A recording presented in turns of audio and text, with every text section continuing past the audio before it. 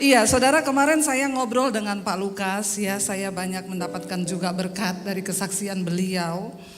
Saya kemarin bertanya, Pak, dulu ketika Bapak terpanggil di sini tuh gimana gitu ya.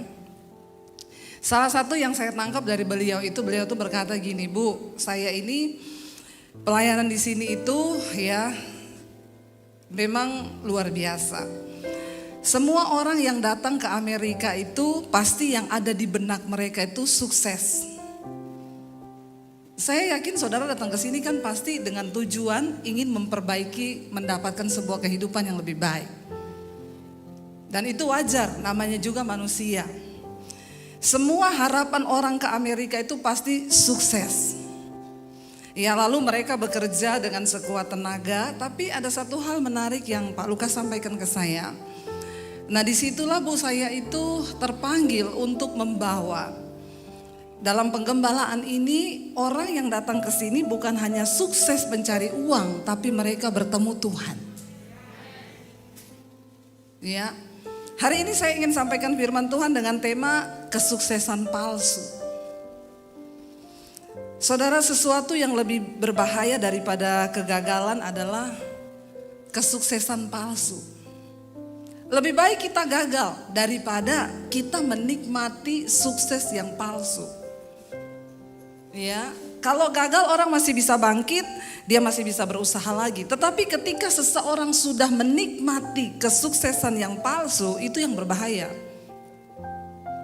Iya, kalau dia sadar masih ada waktu untuk memperbaikinya. Karena tidak semua orang dapat kesempatan untuk memperbaiki ya apa yang kita raih di hidup ini, ya. Dan saya ingin hari ini kita sama-sama belajar. Mari kita buka dulu bersama. Saudara, saya sudah melihat ya bagaimana ketika orang itu hanya berusaha mencari uang, ya, lalu kita kepengen semua ingin memperbaiki hidup. Tetapi apakah itu tujuan Tuhan dalam hidup kita? Karena sebenarnya kekayaan itu bukan jaminan. Amin apa amin? Nggak ada pilihan, ngomong aja amin. Karena saya bilang amin apa amin. Ya, di masa pandemi ini, apalagi di Jakarta, saya tuh melihat orang yang punya uang bukan jaminan dia bisa dapat rumah sakit. Orang yang punya kenalan hebat bukan jaminan dia bisa dapat rumah sakit. Bahkan orang tenaga medis aja butuh rumah sakit nggak bisa, saudara, karena penuh. Orang punya asuransi mahal kemarin waktu pandemi. Nggak ada cerita, di luar semua di tenda, di rumah sakit. Setiap hari kematian di tenda-tenda itu hari demi hari itu luar biasa. Satu orang telepon saya, Bu, orang kaya telepon saya, Bu, ibu kan punya banyak koneksi. Tolong Bu, mama saya kena COVID, Bu. Saya sudah berusaha cari rumah sakit, semua tolak. Baru masuk di pintu gerbang rumah sakit, udah gini, pulang, nggak ada nih, tenda semua penuh, udah nggak ada tempat. Nggak ditanya gini, asuransinya apa Bu? Diusir pulang. Dia bilang kalau ibu punya koneksi. Saya bilang, Bu, maaf, sekarang ini bukan soal koneksi, bukan soal engkau punya uang banyak, bukan soal engkau kaya, bukan asuransimu yang mahal. Tapi ini memang waktunya kita hanya mengandalkan Tuhan. Ya, akhirnya pulang, saudara. Lalu dia bilang dia putar-putar dapat satu rumah sakit kecil di sudut kota. Dia bilang gini, Bu, saya tidak pernah tahu ada rumah sakit itu di situ. Dan baru kali itu saya tahu ternyata di situ ada rumah sakit. Karena keliling dan masih bisa diterima, puji Tuhan, tapi peralatannya memang tidak lengkap. Dia telepon saya lagi, Bu, tolong cari obat ini, Bu. Dikirim semua data obat, berapapun saya bayar. Saya bilang, Bu, bukan soal engkau punya uang berapapun, maaf, kali ini uang tidak berlaku. Di Indonesia obat yang berkenaan dengan COVID, dengan itu semua tidak ada di pasaran. Waktu saya kena COVID yang terakhir itu akhir Mei, awal Juni. Saya dan suami kena lagi itu varian baru yang Delta. Saya juga tanya, Tuhan kok saya ini kena lagi, jadi saya ini bintang 2 COVID. Bintang 2 COVID, saudara. Saya tanya, Tuhan bilang, iya kamu mesti rasa karena ini varian baru. Bukan cuma McD varian baru. COVID ada varian baru. Tapi saya mengerti ternyata itu orang kan lagi ketakutan semua varian baru. Nah saya harus bersaksi. Nah waktu saya aja saudara, kita masih dapat itu obat antivirus ya.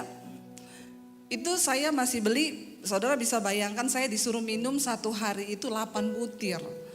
Ya, harganya 1.900. Harganya itu waktu kita beli satu itu 10 biji 900.000. Jadi 1 hari itu saya 900, suami 900. Orang nggak punya duit sesek bukan karena COVID, tapi karena beli obat sesek. Ya, sesek napas kita. Tiap minum 900 loh. Saya tiap minum 900.000 loh ini. Lalu ketika itu sudah kita kena itu masih belum Indonesia belum terkenal itu varian baru. Setelah kita selesai kena itu ternyata merebak di Indonesia. Itu obat yang saya beli 900.000 10 biji jadi 15 juta. Lebih sesak lagi nggak? Kenapa? Karena yang nggak sakit borong semua. Dia simpen di rumah. Negara berflower. Ya, disimpan, ditaruh di rumah, jadi yang butuh nggak dapat. Makanya saya bilang, ibu, semua obat yang berhubungan dengan COVID tidak ada di pasaran. Ibu mau punya uang berapa puluh juta, berapa ratus juta, enggak ada, saya nggak bisa bantu juga. Pada akhirnya mamanya meninggal karena tidak bisa tertolong. Ya, saya ketika kena itu, saya bilang sama suami, kita cuma minum obat itu 2 hari aja. Saya bilang, ini kalau kita terusin kita sesak napas. Jadi lebih baik kita nggak usah minum obat, kita berharap sama Tuhan. Saudara mungkin dengar kesaksian saya, lalu kami angkat perjamuan kudus. Malam itu saya sesek seperti ada batu besar di leher saya. Suami saya nggak bisa makan, udah saya pikir dia mau lewat saudara. Karena saudara ipar saya itu 48 tahun meninggal. Tidak ada sakit apa-apa, ya sehat. Cuma dalam waktu 1 minggu lewat meninggal. Waktu itu saya lihat suami saya, dia udah pucat di tempat tidur. Tidak bisa makan, muntah terus saudara. Iblis datang mengintimidasi, suamimu mati kayak kakak iparmu. Saya bilang, kamu harus paksa makan, harus paksa minum. Ya kalau tidak kamu mati loh, saya enggak mau jadi janda. Lalu dia mau makan saudara. Saya terakhir itu waktu dia udah mulai sehat, saya yang sesek napas. Waktu sesek napas itu iblis datang, saya udah mengingat. Karena beberapa teman, ibu kapan aja ibu butuh rumah sakit saya siapin. Karena waktu itu belum penuh, itu baru awal Juni. Saya udah di pikiran saya akan menghubungi siapa ya biar bisa atur saya rumah sakit. Tapi Tuhan tegur saya, bertobat, jangan andalkan manusia, napasmu itu di tanganku. Saya bertobat malam itu, lalu Roh Kudus ngomong, angkat perjamuan kudus, darahku sudah menebusmu. Saya bilang ke suami, dia bilang iya saya juga Tuhan ingatin itu. Kami angkat perjamuan kudus malam itu. Ketika selesai perjamuan, saudara tahu leher saya itu plong dari leher sampai ke dada. Dan malam itu saya tidur tanpa batuk sedikit pun. Tanpa batuk sedikit pun. Ya, malamnya jam 2 saya rasa mau muntah, saya pergi ke kamar mandi. Saya muntah keluar, semua riak itu keluar. Dokter siapa yang bisa tolong begitu? Dokter di atas segala dokter, Tuhan. Saudara, ya, dan setelah itu kami berangsur pulih. Kuasa perjamuan kudus. Lalu saya bersaksi. Setelah saya sampaikan kesaksian itu di mesbah doa, saya menerima banyak kesaksian. Ketika mereka kena COVID, terutama yang varian Delta itu, mereka angkat perjamuan dan mereka disembuhkan. Bahkan ada satu orang bapak, karena sudah gak bisa kemana-mana, semua rumah sakit penuh. Mau kemana coba? Ya, ada satu kesaksian seorang bapak, dia sudah kasih surat wasiat sama istrinya. Nanti kalau malam ini kayaknya saya mati karena udah sesek napas. Saya punya asuransi di sini cukup buat kalian hidup. Dia sudah tulis semua saudara. Tiba-tiba istrinya bilang gini, Pak, waktu itu Bu Debbie juga kan sesek napas tapi mereka angkat perjamuan sembuh. Kenapa kita gak lakukan itu? Suaminya juga langsung imannya bangkit. Iya kita perjamuan. Dalam keadaan sesek napas dia angkat perjamuan. Malamnya dia muntah keluar semua riaknya. Habis itu sembuh gak jadi mati. Tuhan itu dahsyat. Saudara, ya apa yang sering manusia pikir di masa pandemi ini semua dihancurkan. Kita nggak bisa andalkan kekayaan, kita tidak bisa mengandalkan harta, kita nggak bisa andalkan koneksi. Tapi kita belajar untuk mengandalkan Tuhan. Jadi tidak semua dengan pandemi itu negatif loh. Ada yang hal-hal yang positif di masa ini. Dan saya yakin inilah masa dimensi Tuhan itu sedang terjadi. Kenapa ini masa pemurnian? Ya, buktinya saya banyak ketemu orang gini, Bu, saya bersyukur loh, gara-gara pandemi saya bisa kenal ibu loh. Kenapa? Bukan itu yang penting. Karena ketika masa pandemi saya dapat kesaksian, Bu, saya ini seorang dokter, suami saya pengusaha. Sebelum pandemi itu rumah tangga kami terancam bubar. Karena saya ini kerja, suami kerja, akhirnya kami tidak ada waktu bersama-sama, anak saya sekolah, ternyata rumah tangga kami semakin diambang kehancuran karena tidak ada komunikasi. Tapi ketika pandemi terjadi, Bu, kami banyak di rumah, lalu kami mulai ikut mesbah doa. Puji Tuhan, saat ini rumah tangga kami dipulihkan. Dia bilang, saya bersyukur ada pandemi, Bu. Loh, kalau kita melihat dari cara pandangnya Tuhan, saya yakin ini adalah masa pemurnian, menghancurkan semua paradigma kita yang lama, cara pandang kita yang lama, di mana orang sebagian berpikir harta segala-galanya. Saudara, di Jakarta orang punya rumah besar-besar di Pondok Indah semua dijual. Yang punya uang boleh beli. Jual harga murah, kenapa? Dijual harga murah aja, yang beli nggak ada. Ya, yang punya hotel pada tutup. Benar-benar terasa, bukan hanya orang yang dari kalangan menengah, sampai yang di atas itu semua kena dampaknya, saudara. Tapi saya percaya orang yang disertai Tuhan akan melihat penyertaan dan pembelaan Tuhan. Di setiap masa apapun, saya cuma bilang begini, keadaan boleh berubah, zaman boleh berubah, semua boleh berubah, tapi Tuhan kita tidak pernah berubah. Nah, hari ini saya ingin kita semua belajar apa yang firman Tuhan mau katakan kepada kita, ya, tentang kesuksesan yang palsu. Mari kita buka dulu Lukas pasal 12 ayat 13. Pas kebetulan juga ayatnya sama dengan Pak Lukas. Ya, ini saya tidak mencari-cari loh Pak, memang ini yang saya dapat. Lukas 12 ayat 13, kita akan baca bersama secara bergantian sampai dengan ayat yang ke-21, saudara. Judul perikopnya orang kaya yang bodoh, ya. Seorang dari orang banyak itu, ya, berkata kepada Yesus, "Guru, katakanlah kepada saudaraku supaya ia berbagi warisan dengan aku." 14, silakan saudara. Saudara, siapakah yang telah mengangkat aku menjadi hakim atau pengantara atas kamu? Jadi ternyata dari zaman dulu juga itu banyak orang itu apa-apa suruh hamba Tuhan. Ternyata bukan cuma saya merasakan. Yesus juga merasakan. Ada orang datang ngomong, "Tuhan Yesus, Guru, tolong katakan pada saudaraku supaya ia bagi warisan dengan aku." Yesus bilang, "Maaf, sejak kapan aku ini diangkat jadi pengurus antara hakim antara kamu dan saudaramu?" Jadi memang ternyata tidak semua harus diurusi hamba Tuhan, amin. Dengar ya Pak ya, jangan mau Pak. Jemaat itu harus bertumbuh, mencari Tuhan sendiri. Jangan apa-apa cari pendeta, cari pendeta. Pendeta juga manusia, punya rasa, punya hati. Jangan samakan dengan pisau belati. Biasa aja. Ya, ini datang sama Yesus. Makanya saya itu kadang, Bu, ada orang yang datang begitu, Bu. Itu saudara saya, pernah saya begitu, Bu, nggak mau bagi warisan sama saya. Ibu bisa nggak, Bu? Saya akan atur pertemuan. Nanti kita ketemu, Bu. Ibu kasih dia tuh ayat-ayat tentang ketamakan. Untung saya nggak ngomong gini. Saya dapat berapa persen? Enak aja. Emang aku siapa? Ya. Makanya kalau orang datang itu ya, atau ada yang, Bu, saya ada kenal teman saya itu dia gini-gini. Ibu bisa telepon dia nggak? Saya bilang, maaf. Saya melayani orang yang mau untuk dilayani. Kalau dia mau, kasih nomor telepon saya, suruh dia telepon saya. Kalau saya telepon dia, nanti dia bilang, "Kepo amat lu jadi pendeta." Jangan mau ya Pak ya. Ini jemaat suruh datang sendiri sama Tuhan.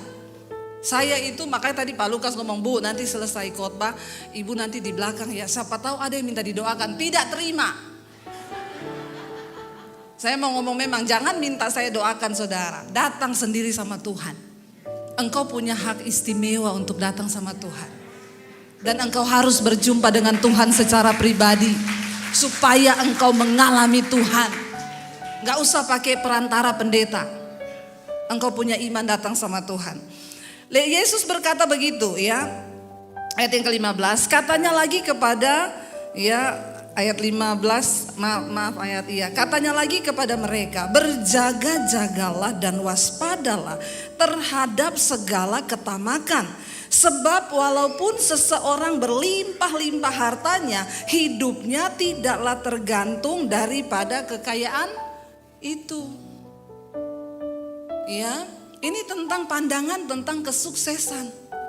Sebagian orang berpikir bahwa sukses itu punya harta yang banyak. Ingat, sebanyak apapun harta yang kau miliki, hidupmu tidak tergantung pada harta kekayaanmu itu. Bahkan seringkali harta gak bisa menyelamatkan. Nyawa itu di tangan Tuhan. Di rumah sakit orang bisa beli tabung oksigen. Yang di Jakarta meninggal yang punya tabung oksigen, yang punya pabrik tabung oksigen, itu meninggal gak dapat tabung oksigen. Loh, ironis gak saudara?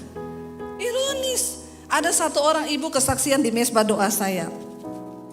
Dia di Salatiga. Bu, ketika saya kena COVID bu, ya pertama anak saya, lalu akhirnya saya isolasi mandiri. Waktu itu tabung oksigen kosong. Tidak ada tabung oksigen, dicari di mana-mana. Yaitu sekali lagi banyak yang tidak sesak tapi nimbun di rumah. Untuk jaga-jaga kalau dia sesek. Ini berdosa sekali orang-orang kayak begini. Itulah saudara. Lalu ketika ibu ini kena COVID, dia bilang lah akhirnya berapa hari kemudian dia mulai sesek. Puji Tuhan bu, dari tetangga ada yang minjemin dia tabung oksigen yang kecil.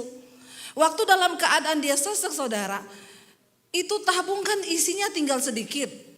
Dia bilang matanya dia terarah ke jarum oksigennya itu. Dia melihat gini, aduh Tuhan oksigennya tinggal sedikit. Aduh sebentar lagi habis. Sementara untuk ngisinya juga itu antri panjang. Dia bilang, ibu waktu saya lihat semakin menipis, saya makin sesek. Ya karena takut. Orang gak COVID aja kalau takut bisa sesek.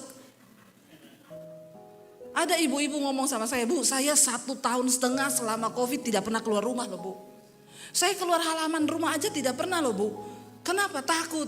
Terus saya bilang, terus ibu di rumah happy? Tiap hari sesek. Saya bilang ibu belum kena COVID sudah sesek, apalagi kena COVID ibu. Langsung lewat pasti. Jangan takut berlebihan. Hidup mati kita di tangan Tuhan, bukan di tangan COVID. Kalau belum waktunya tidak akan mati. Lalu akhirnya dia bilang gini, waktu saya menatap tabung oksigen itu bu, saya makin sesek karena sudah mau habis. Tiba-tiba saya ingat khotbah ibu, lalu saya putar mesbah doa. Lalu saya mulai menyembah Tuhan di situ. Saya menyembah Tuhan pas ibu ngomong, nafasmu itu tidak tergantung dari tabung. Tuhan yang memberikan engkau nafas kehidupan. Lalu dia bilang, saya tidak lagi melihat itu tabung bu. Saya menyembah Tuhan, saya memuji Tuhan. Lama-lama napas saya mulai lancar. Dan akhirnya copot tabungnya. Siapa yang memberi? Tuhan. Ya, jadi bukan karena di sini dikatakan Yesus berkata waspada, berjaga-jaga terhadap ketamakan. Sebab walaupun seorang berlimpah-limpah hartanya, hidupnya tidak tergantung dari semua kekayaannya itu. Bahkan nafas hidup pun kita itu anugerah Tuhan. Lalu ayat berikutnya saya dikatakan 16. Kemudian ia mengatakan kepada mereka suatu perumpamaan, katanya, ada seorang kaya, tanahnya berlimpah-limpah hasilnya. Ayat 17, ia bertanya dalam hatinya, apakah yang harus aku perbuat? Sebab aku tidak mempunyai tempat di mana aku dapat menyimpan hasil tanahku. Ini orang luar biasa diberkati. tanahnya itu menghasilkan luar biasa sampai tidak ada tempat untuk naruh hasilnya. Ada di antara saudara yang seperti ini? Dapat banyak, bingung mau taruh mana? Ada? Belum ya? Ini orang sudah kaya banget. Lalu saudara, karena dia bingung mau taruh mana, dikatakan ayat 18, lalu katanya, inilah yang akan aku perbuat. Aku akan merombak lumbung-lumbungku dan aku akan mendirikan yang lebih besar dan aku akan menyimpan di dalamnya segala gandum dan barang-barangku. Ini loh ketamakan. Kalau kita tidak mengerti akan arti sukses yang sejati di dalam Tuhan, orang itu akan dipaksa kerja. Waktu dia dapat banyak, dia akan kerja lebih keras lagi untuk bangun yang lebih besar lagi supaya dia bisa menyimpan yang lebih banyak lagi. Itu ketamakan. Saya pernah datang ke salah satu daerah di Sulawesi yang bagian terkena gempa tsunami. Saudara, ada salah satu restoran di sana. Itu restoran yang sangat terkenal dan memang mereka itu laris banget. Ketika pandemi itu terjadi, restoran itu roboh saudara. Tapi semua karyawan yang ada di dalam itu selamat karena mereka keluar melarikan diri. Tapi pemilik restoran suami istri meninggal di dalam. Karena menurut cerita, waktu itu sudah ikut keluar, tiba-tiba mereka ingat sesuatu, mereka balik ke dalam. Waktu digali saudara, ditemukan suami istri ini sedang memegang satu karung yang isinya itu sertifikat tanah. Dan isinya itu uang dan sertifikat tanah. Sebenarnya kalau dia lari keluar kan dia bisa selamat. Tapi Alkitab berkata, di mana hartamu berada, di situ hatimu berada. Bahaya dari ketamakan itu di sini saudara. Ketika seseorang hanya terpacu untuk mencari uang, dia pikir itu kebutuhan yang hakiki. Kita lupa dengan jiwa ini ada satu kebutuhan yang lebih utama. Nanti kita akan bahas. Ada satu cerita suami istri. Mereka ini punya toko saudara. Jadi seringkali suaminya bilang gini, "Mah, kita ini udah punya cukup uang, kita jalan-jalan lah piknik." Mamanya bilang, "Enggak, kumpul dulu yang banyak." Ya, tiap hari kerja, kumpul uang, tiap hari kerja tidak pernah bisa menikmati hidup. Besoknya suaminya ngomong lagi, "Sudah cukup lah uang yang kita kumpul, ayo kita nikmati jalan-jalan ke Bali." "Enggak, jalan-jalan habis-habisin uang, kita kumpul dulu, kurang banyak." Satu saat istrinya karena tiap hari kerja cari uang, mulai darah tinggi ya, sakit kepala, tiba-tiba mendadak mati kena serangan jantung istrinya. Karena suaminya ini tipe laki-laki yang memang dari dulu hanya bekerja dan tidak pernah piknik-piknik. Jadi ya dia hanya dekat dengan orang sekitar. Lalu dia menikahlah dengan pembantunya si Inem. Ketika selesai menikah, Inem bilang, "Koh boleh dong kita bulan madu ke Bali." Lalu bapaknya bilang, "Iya, ini yang kutunggu-tunggu selama ini." Mereka terbang ke Bali berlibur. Lalu ketika berlibur dengan berjemur di pantai, Inem ngomong begini, "Dulu Inem pikir Inem bekerja buat nyonya, ternyata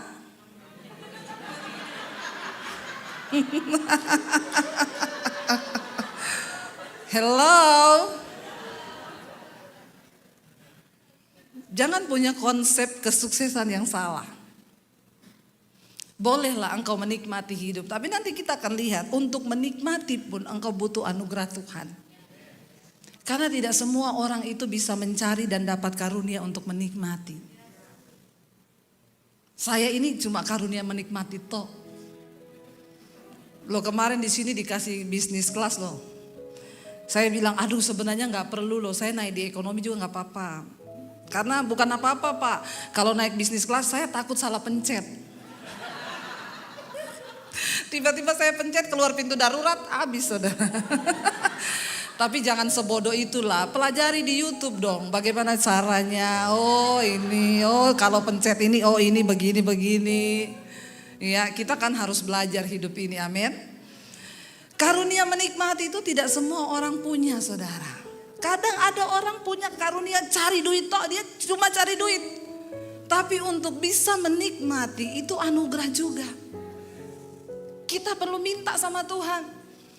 Ya, saya pernah di salah satu khotbah saya pernah cerita, mungkin ada saudara yang pernah dengar.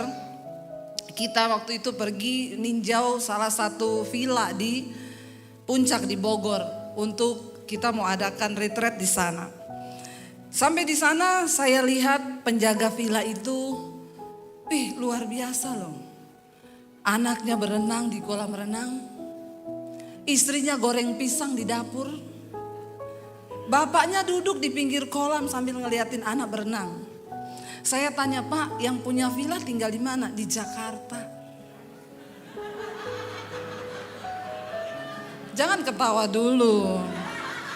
Ini saya ngomong begini supaya saudara tersinggung. Kalau nggak tersinggung kebangetan. Lalu saya tanya, terus Bapak di sini digaji tiap bulan? Oh iya Bu, saya digaji tiap bulan. Terus kalau villanya rusak, tinggal SMS sama yang punya villa. Pak, lampu putus, berapa? 10. Ininya bocor, perbaiki, berapa? 5 juta ditransfer. Yang punya villa mungkin di Jakarta cekot-cekot. Saya mau tanya, yang punya karunia menikmati siapa? Yang punya villa atau penjaga villa? Jadi saudara mau jadi penjaga villa? Iya. Loh, bener gak saudara? Dia bisa duduk dengan istrinya. Ya sesekali dia tanam pepaya di situ. Istrinya ngomong, Pak ini kopi sama pisang goreng udah ada. Anaknya naik dari kolam renang, makan pisang, lalu renang lagi. Yang punya villa belum tentu bisa hidup begitu. Yang punya villa mungkin tiap hari berantem suami istri. Anaknya udah narkoba di luar. Kenapa? Mereka enggak dikasih karunia menikmati. Saudara, hidup manusia itu hanya 70, Alkitab bilang. Itu pun kalau kuat, kalau nyampe. Karena banyak yang tidak sampai 70. Jangan sia-siakan hidupmu. Ayo, ada banyak hal yang bisa kita nikmati di dalam hidup ini. Orang itu kalau dikejar ketamakan, dia dapat banyak, dia kejar, dia bangun lumbung semakin besar, dia mendirikan untuk menyimpan barang-barangnya. Ayat 19. Sesudah itu aku akan berkata kepada jiwaku, jiwaku, ada padamu banyak barang, tertimbun untuk bertahun-tahun lamanya. Beristirahatlah, makanlah, minumlah, dan bersenang-senanglah. Ayat 20. Tetapi firman Allah kepadanya, hai engkau orang bodoh, pada malam ini juga jiwamu akan diambil daripadamu. Dan apa yang telah kau sediakan, untuk siapakah itu nanti? Ayat 21, demikianlah jadinya dengan orang yang mengumpulkan harta bagi dirinya sendiri, jikalau ia tidak kaya di hadapan Allah. Jadi apa kesuksesan yang palsu itu?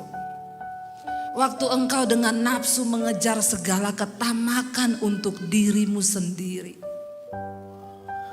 Waktu kita diberkati, ingat itu adalah titipan Tuhan. Bukan untuk kita makan bagi diri kita sendiri. Di situ ada hak bagi orang lain.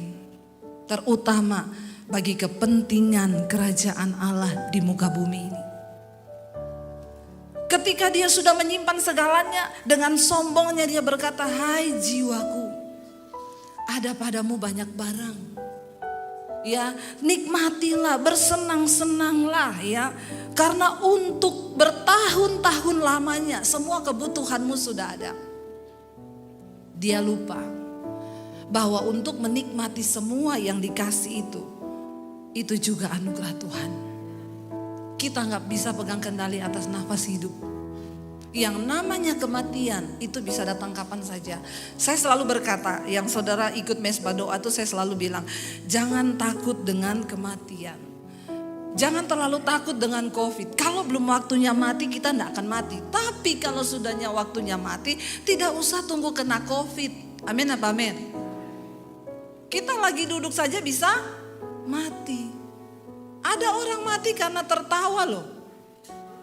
Ada loh saudara, saya pernah dengar ketawa terbahak-bahak ke kancing, sek, mati. Jadi jenazahnya waktu dikuburkan gini. Itu luar biasa loh. Makanya jangan pikir mati itu kita tunggu sesuatu COVID dulu baru mati. Enggak. Kita semua ini lagi antri di barisan kematian. Amin. Enggak ada yang tahu kan. Saya sampai hari ini masih ngomong ke suami kadang. Kematian ipar kita tuh kayak mimpi. Kayak mimpi. Enggak pernah kebayang. 48 tahun. Saya tuh kadang gini, itu Mas Kus udah meninggal ya? Oi. Dan ketika meninggal, selesaikan semuanya. Mimpinya kan masih banyak. Masih ketika mati sudah sampai di situ. Saudara, kesuksesan yang palsu itu ketika engkau hanya berburu sesuatu yang fana dan engkau lupa mempersiapkan tujuan dari jiwamu itu sendiri. Orang kaya ini berkata, ya, hai jiwaku, nikmatilah kesenangan. Dia lupa bahwa kebutuhan jiwa yang paling hakiki itu bukan sesuatu yang dari luar. Hanya Tuhan yang sanggup mengisi. Ada orang yang dia itu penghasilannya pas-pasan loh. Tetapi dia punya kebutuhan jiwa itu sudah tercukupi karena dia punya keintiman dengan Tuhan. Saya pernah ketemu sopir taksi saudara waktu saya pelayanan, saya naik taksi di Jakarta. Saya iseng nanya kepada bapak itu, saya ini suka bertanya kalau ketemu orang. Bukannya saya kepo, tapi saya yakin dari setiap hidup orang itu ada nilai yang bisa kita ambil. Kita bisa belajar dari kehidupan setiap orang. Saya tanya, Pak, udah lama jadi sopir? Belum Bu, baru 25 tahun. Saya bilang, Pak, itu hobi apa doyan? Jadi sopir taksi kok Bapak doyan banget ya, 25 tahun loh Pak. Tapi saya seneng Bu. Ya dari sopir taksi ini saya sudah bisa menguliahkan anak saya 2 udah lulus sarjana. Saya punya rumah, saya punya istri, saya berbahagia dengan istri saya. Dan itu cukup. Dan saya bahagia. Loh ada orang-orang itu yang bahagia loh dengan yang seperti itu. Jadi bukan harus memiliki segalanya. Kenapa dia bisa merasa berbahagia? Karena kebutuhan di jiwanya itu sudah tercukupi. Seringkali kita itu bukan lagi sesuatu yang dari luar yang bisa membahagiakan kita. Orang yang sudah berjumpa dengan Tuhan. Ya, bahkan ketika dia menikmati apa yang ada pun itu dia sudah bisa berbahagia. Nah kesuksesan yang sesungguhnya itu waktu kita menemukan Tuhan nomor 1 kebutuhan di jiwa kita. Ya, dan ketika kita diberkati dengan kekayaan, maka tujuan kita itu kan sudah beda saudara. Sekarang ini kita hidup untuk menjadi berkat dan untuk berpikir apa yang Tuhan mau dari hidup kita. Saya ketika memasuki pandemi kemarin saudara, yang ada di benak saya bilang ke suami karena semua waktu itu semua pelayanan cancel. Saya bilang ke suami gini, mungkin pilihan yang terburuk bagi kita di Jakarta ini mungkin kita harus jual rumah dan kembali ke Solo. Dari hasil penjual rumah itu kita balik ke Solo, kita hidup apa adanya. Kebetulan Maret itu anak saya juga ngomong waktu tahun lalu pas pandemi awal, Mam aku kuliah Mam. Saya bilang enggak usah kuliah dulu nak. Kita belum tahu keadaan ke depan. Dan jujur saya tanya, kamu kuliah berapa, bayar berapa? 70 juta, apalagi 70 juta. Ini keadaan begini, enggak usah. Saya menghibur diri dengan bilang ke anak saya, kuliah itu tidak menentukan masuk surga atau neraka. Padahal itu untuk menghibur diri, karena memang udah gak bisa. Saya bilang bakat ini kita gak tahu menjalani hidup ke depan bagaimana, mungkin jual rumah kita balik Solo. Itu yang ada di benak saya, tapi saya tetap bilang, tapi aku tetap mencintai Engkau Tuhan. Sekalipun rumah ini hilang terjual, aku tetap cinta Tuhan. Kenapa saya bilang? Saya pernah melewati yang lebih buruk dari ini, tapi Tuhan menyertai. Dan Alkitab berkata, apa yang tidak pernah engkau pikirkan, tidak pernah engkau lihat dengan mata, gak pernah timbul di telinga, itu yang Tuhan sediakan bagi orang yang mengasihi Dia. Siapa yang menyangka di masa pandemi tiba-tiba YouTube saya Dari 50.000 subscriber hari ini 430.000. Ya, itu hanya Tuhan yang dimuliakan. Kita tidak pernah menyangka, ternyata dari situ Tuhan memberkati kami. Hari ini saya tidak jadi jual rumah, saya malah beli rumah. Tepuk tangan buat Tuhan. Dan bukan cuma itu saudara, luar biasanya tadi kami berpikir bahkan untuk diri kami mungkin tidak cukup.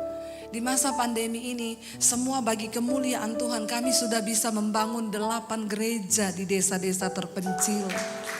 Dan itu semua hanya bagi kemuliaan Tuhan. Itu ketika kita berjalan bersama Tuhan, bahkan apa yang saya duganya apa? Jual rumah loh. Dalam waktu 1 tahun Tuhan balikan keadaan. Apa yang tidak pernah kita pikir itu akan Tuhan sediakan ketika engkau sudah berjumpa dengan Tuhan secara pribadi. Dan kita mengerti apa maksud dan tujuan kita hidup di dunia ini. Saya ingin kita baca yang terakhir sebelum kita tutup saudara. Mari kita buka 1 Petrus 1 ayat 9. Ini loh tujuan jiwa. Tujuan dari kita beriman kepada Tuhan itu apa? 1 Petrus 1 ayat 9 berkata begini. Karena kamu telah mencapai tujuan imanmu, yaitu apa? Keselamatan jiwamu. Tujuan kita beriman agar jiwa ini selamat. Karena ketika satu saat nanti kita mati, ada banyak orang Kristen yang tidak mengerti hal ini. Saudara, manusia itu terdiri dari 3, tubuh, jiwa, dan roh. Waktu manusia mati, tubuhnya kemana?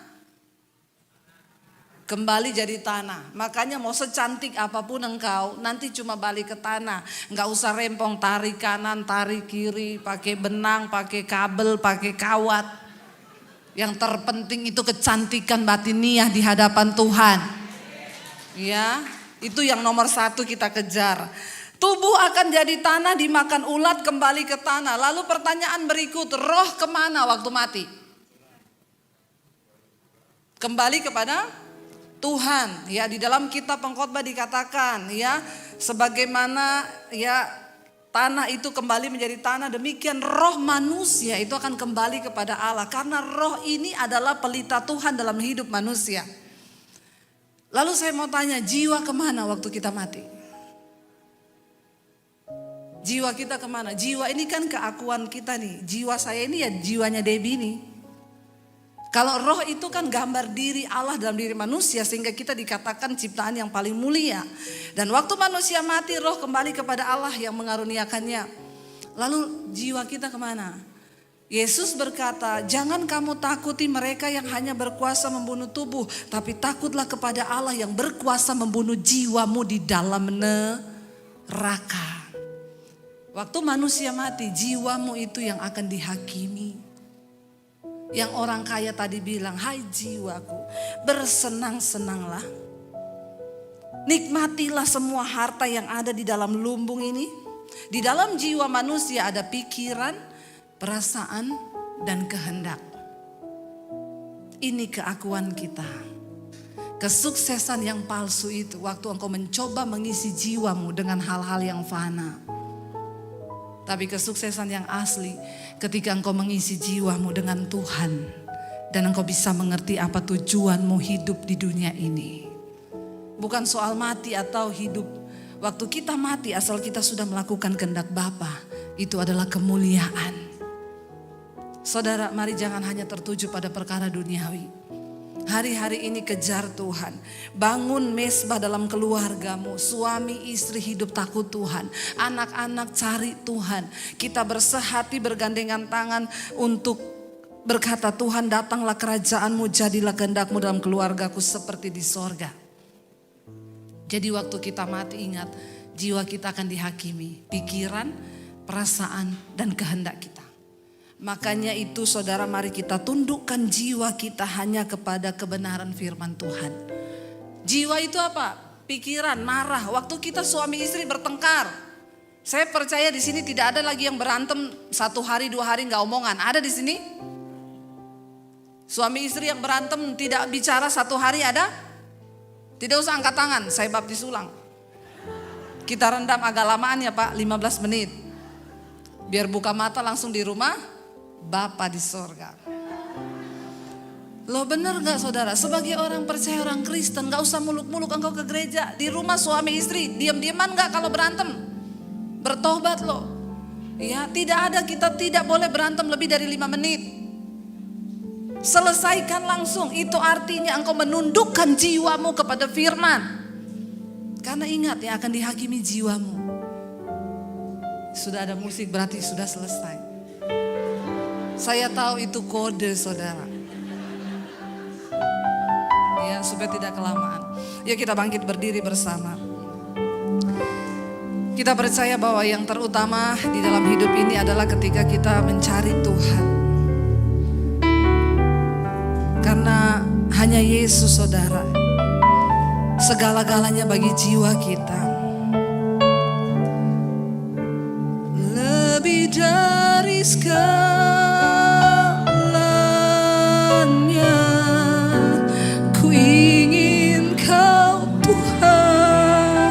Katakan pada Tuhan, Dialah kepuasan bagi jiwa dan permata tiada artinya. Katakan, kami ingin Tuhan, ku ingin lebih dekat, bersekutu denganmu, jadikan ku hamba setia kepada, lebih dari segalanya Tuhan, lebih dari segalanya Tuhan. Kami ingin Engkau penuhi jiwa kami Tuhan, segala bayaran-bayaran.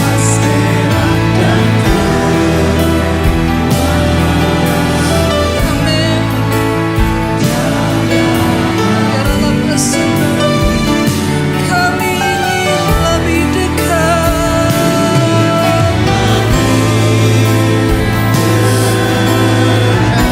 bersekutu denganmu Tuhan. Jadikan ku hamba setia kepadamu. Mari tutup mata dalam hadirat Tuhan saudara. Bilang pada Tuhan, kami butuh Engkau lebih dari segalanya di hidup ini. Engkaulah Tuhan yang akan menjadi kepuasan, bahkan sampai pada kekekalan. Ampuni kalau selama ini kami sibuk mengejar sesuatu yang fana Tuhan, dan kami lupa menempatkan Tuhan sebagai kepentingan yang terutama di dalam jiwa kami. Bawa kami untuk selaras dengan pikiran Tuhan. Bawa kami untuk mengerti hati-Mu hari-hari ini Bapa. Bawa kami mengejar Tuhan lebih dari segalanya. Saudara yang datang, suami, istri, dan anak-anak, mari gandengan tangan. Kami bawa rumah tangga dan keluarga kami. Tuhan tolong kami untuk terus hidup di dalam perkenanan-Mu Bapa.